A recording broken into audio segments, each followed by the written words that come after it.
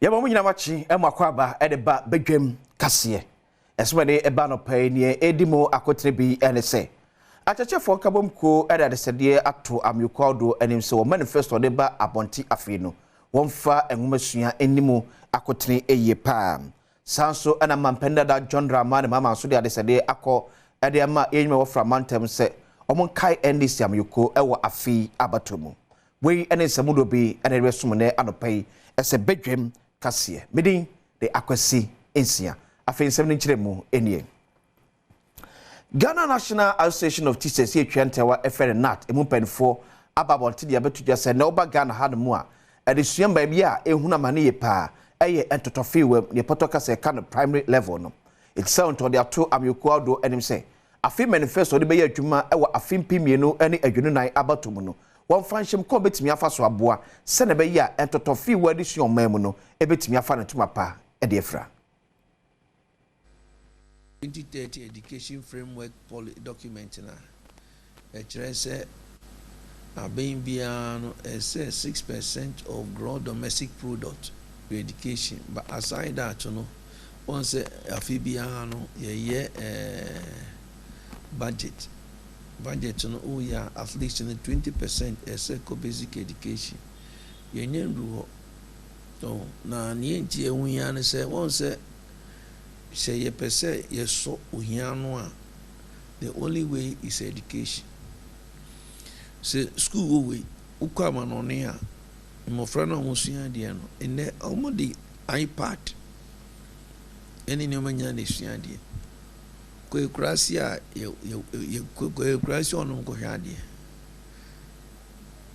school na ne kra bi ni hon e kan ni sama na yi e basic level sebi ta flache ukoto dua eduane de na ya auto ukoto dua na enyi na esio na so koto seedlings no need to invest in it. We don't have any other option, particularly here fresh third world and then they manufacture policy assembly no more can and no there you be can say omo a friend is saying omo manifesto sonomra na yenhwe enu na betimi agina so dey ndi hu nkomo. Yes, but this time there we need to see their manifestos and then we can stand on it and talk, because it will be premature say you will cause a condemn and then now condemn no National Liberation Congress and Ghana Alternative Party and penfo akawo abom se wo kan hye e da kopre afin pimienu ene adwunu na abato eba sobro nyabosomeda etoso enso eno account bi ama panepa oda Ghana Alternative Party eko anom osahina na eje boaten ababonte de abetudwa se mampenda da John Dramani mama ene NDC fo ewie wo trimpo ba ko e fere 24-hour economy etama ese omuhunie woye oho. In 2020, if you look at the results we got in Volta region, we got above 84%. Above 84%. Ghana Alternative Party, let me put it on record. Since 2 years ago when I started here in the Bimo area, in the year 24-hour economy, no, and another day, but say industries are the omo ebebano, they be work. In fact, omo be ye juma, ama ye better run it triple shift.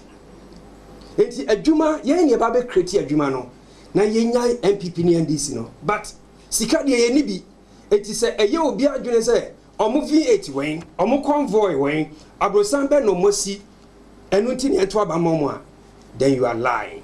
Ansoa openya onenada National Liberation Congress ano metre Steven Atubiga enso chichiri mu die ntia wono mote won ho edi free NDC amanyoku no mani wono mo so akote won amanyoku. Today is accepting an alliance, and besides that revamping or reminding people why we broke away from the NDC to form another party. NLC, your national executive, all our structures, constituency, formal NDC members, NDP. And NDC belongs to your founder, NLC founder, Jerry John Rollins. NDC, NDP, so it's the same. Every just that a suit and a bino. And they different. So here represented the real replica or the real ideology or the real reason why yɛte NDC Panipa utuma pani franka ede ama NDC amyoko eye mampendada John Dramani Mahama pani ababonti ne abetudwa ese MPP amyoko ede atro busremuka ene sika ene ewurawura amanfo mu ewo framantemu ne sentu okoto ede astramanfo eti mantem se mabonna no wachi da biada emfa nkyere NDC amyoko no opani chimu a NDC amyoko woni swade hu se yebeto afimpi mienu ene adwene na abato awie no na NDC amyoko enya hom chemu adwotwe enan 2020, if you look at the results we got in Volta region, we got above 84%. Above 84%. If you look at the 84%, it is not the highest we have gotten, because in Rawlings' time, MPP used to get single digit in Volta region.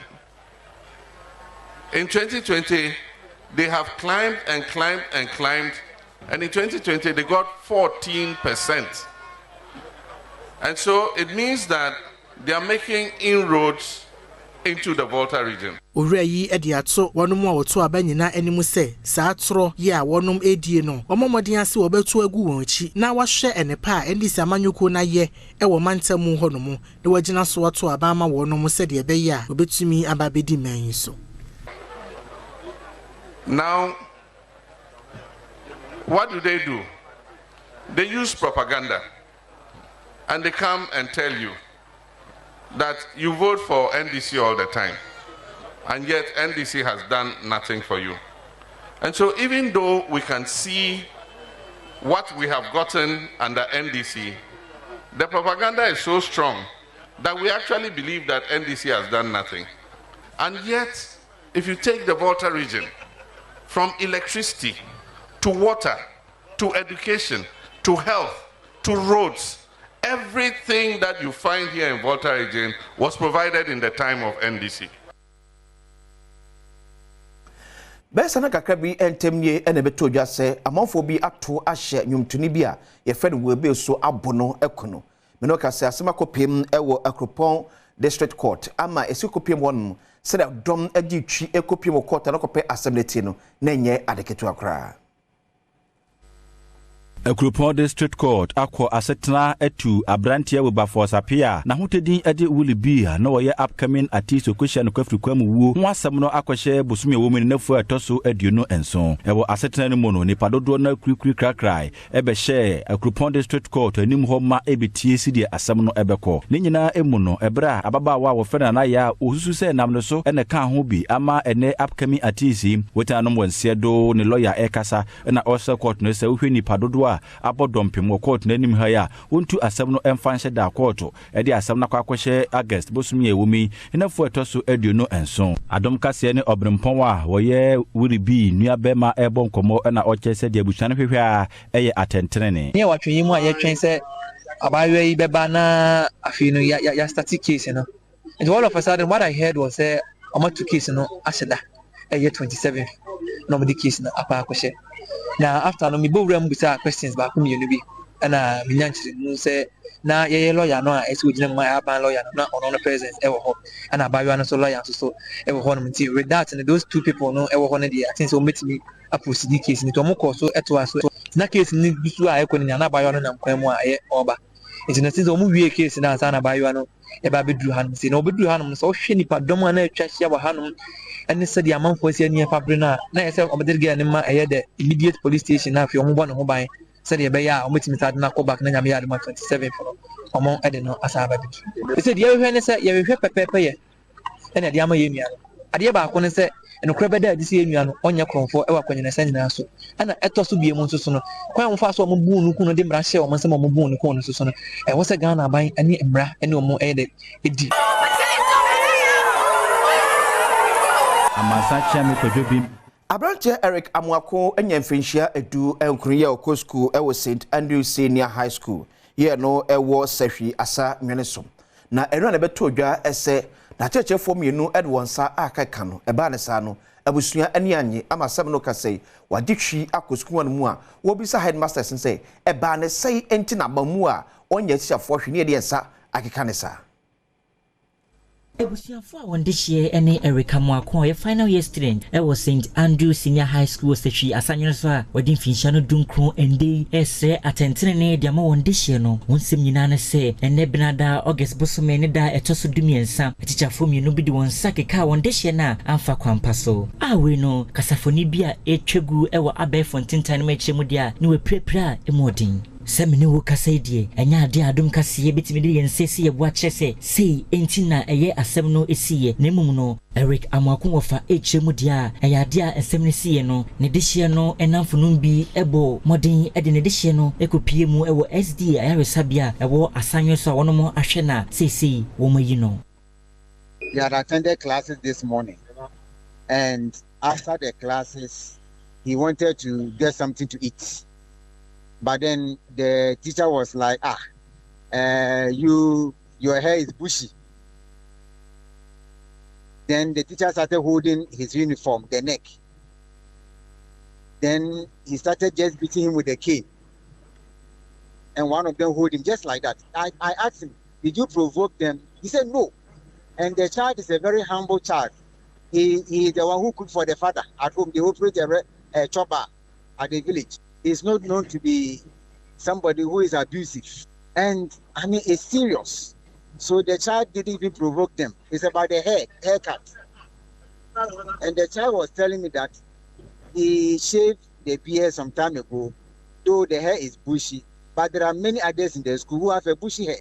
Adom kase pese ke be ginchemu ede afiri sikumpanyifo wo nemum no ye modern bonyina enya ade a eson aba esanse headmaster wo sikum wo no ampese one ye bekasa physician assistant a owo SDA clinic wasahwi asanwe so Lucy Aboaje echiremu chadom kase se ampa nsemwe esiye. Indeed, he reported here this morning, and there was evidence of, I mean, the how do I even put it? I mean, there were marks on his skin that showed he was indeed beaten. Mampani Nana Adodam Kwakufado nam Ghana amamra so apa mpanifo bi se onko Supreme Court enkodi odwuma ese atemuafo na se na Ghana amamra etiene ye pampanifo bi sa oso komrashe dwefim na onam Ghana fo eso etoto mo ano ebiso se ampa wo se fata dibra mampani ede mo nana wenu abra pani ba akoko pie mu ho ma mrashejafo etoto nano no ene pani kwhwe dom kuma ene dom kese ye wo sa bedoko ni so no entokwa enya de keto akra opportunity to auto second, but I'm also making my point. Okay. Yes, my point is that we have been given a mandate. We are going to proceed because it's also not fair that you invite your nominees to come. Yes, let's deal with the motion, then we can continue. No, honorable nominee, Chief Whip, don't let the meeting. Don't let the meeting degenerate. No, can I proceed? No. No. Madam Chair. Chair. Please be fair. Chair. On your colleague nomination using the president. Chair. You want to let me find out from you. Chair. Please. A colleague using the standing orders by which you and I took an oath to protect moved a motion that this committee take a decision as to whether we want to continue. As a leader and a chair, all you need to do is you have no right to deny the best aside. All you can do by law is to put it to a vote and wait for the decision. You have absolutely no powers. Whereas the Constitution in Article 144 says the President shall appoint the justices, there is nowhere in this Constitution that the President is given the power to increase the number beyond the 9+1. Nowhere. And I challenge anybody in this room to show me any provision in this Constitution that says that to decide that upper ceiling is the President. Who says the person to decide that upper ceiling is the President? Who? To show me which provision. That he can, anytime he feels like, and I'm not talking about this President, previous presidents have done that before. So it's not about this particular president. Any president, anybody should show me anywhere in this Constitution where power is given to the president to increase the number above 9. Nanamayemfo yi a ewo Kenya ase ewo ahofmantam kyeremu a wombo afu Ghana Police Service ye pa ne sem nyina ense o kyeremu wakasa titi wombo weremu ede won sika ese police for entity ebia nanso bepemne sa police for efa manfo ewo police adwekon mu a enya de wofa wade hye bi abono yenya protocol bia na se quota bi a small percentage bi kekempo na yenkora da ho se o man sika na dwuma di no ho aba mfaso yeguso atu ho anamo na nso aba de ne dey yesa ka biom se police mpani for momode ntwom ni mehweyen anya sankora na esore yeso a yentumi ento adwumadi no so na mum yenya kakra bi mpo na ye ane de anigye ayede amaomo. Superintendent Charles Ajayi Esiama, a Human Resource Director at Ghana Police Service, Nana Anusi Yape, and one also editor Nananwa for any say, one can walk on to one Yamna Police at Mercuno, a yen share said the BSA protocol no, one subject to me I can be. Said the engineer no. I buy more dear, Opasone, I buy a contract beer, only I buy Susie contract beer. Susie and Cassan to me free pim. I know yet, I just had to come out Attorney General. No him. Timbazame are shown and anum say, on where you know what they buy on the buy, no. It is receiving attention, HBR, Domoveno, or Monsabeka. You be sway, dear, a show mobile. And Timon Mabamu. Where's near Begina, a bedroom cassia de brone, anopay, Yadina, ABC. Ye call Abba, ye buy the Boca Tamusem, and some Abba online, ye baby a phone line at 2. Now sweat me a free Edward Grinch about media so. Yabai see.